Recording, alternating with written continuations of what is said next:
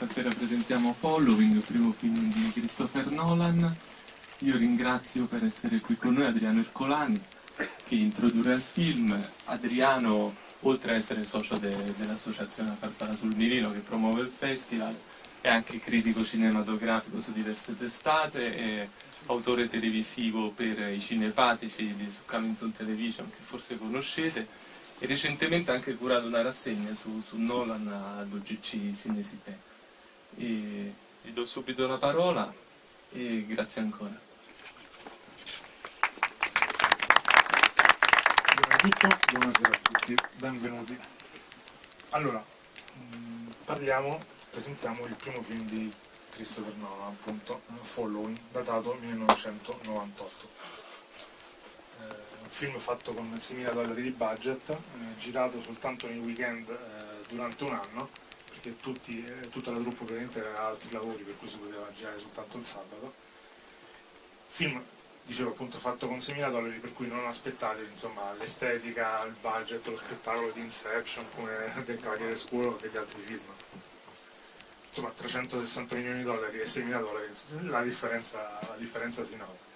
Però è un film secondo me già fondamentale per quanto riguarda la poetica di Nolan, perché contiene già tutte le tematiche importanti, sia estetiche che poi contenutistiche, che svilupperà in seguito.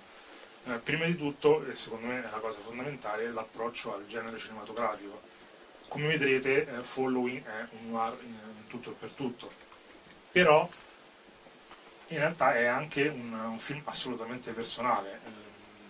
Nolan si approccia al genere in una maniera differente, che secondo me è una caratteristica che lui e pochissimi altri autori al mondo adesso fanno. Faccio un esempio: i grandi autori,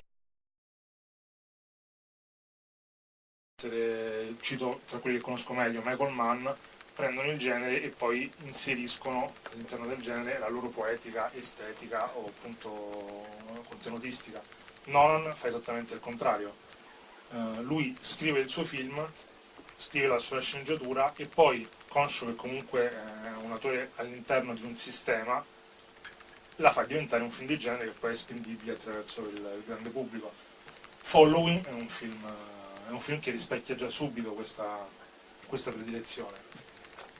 Troverete tante delle chicche e del divertimento che Nolan mette nel suo cinema, sia mainstream che quello magari anche più personale. Faccio un esempio su tutti, quello della scomposizione temporale.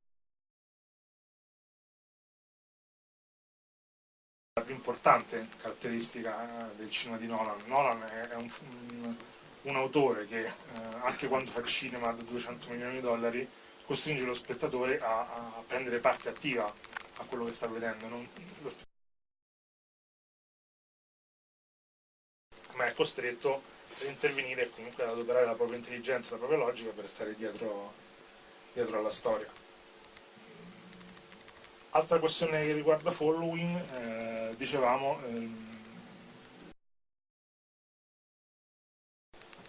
destrutturazione temporale, diciamo così. Un'altra questione è quella proprio puramente estetica. Questo è un film che Nolan ha scritto, diretto, montato ed ha fatto anche il direttore della fotografia. Si nota moltissimo la volontà di esplorare, di essere sia in qualche modo riconoscente al genere stesso, alle coordinate estetiche. È un film in bianco e nero, però ha anche la voglia di rivisitarlo in una chiave molto più contemporanea. Se guardate bene, ci sono sparsi in un paio di scene quello che poi sarà il destino di Nolan come autore ad Hollywood. Grazie mille.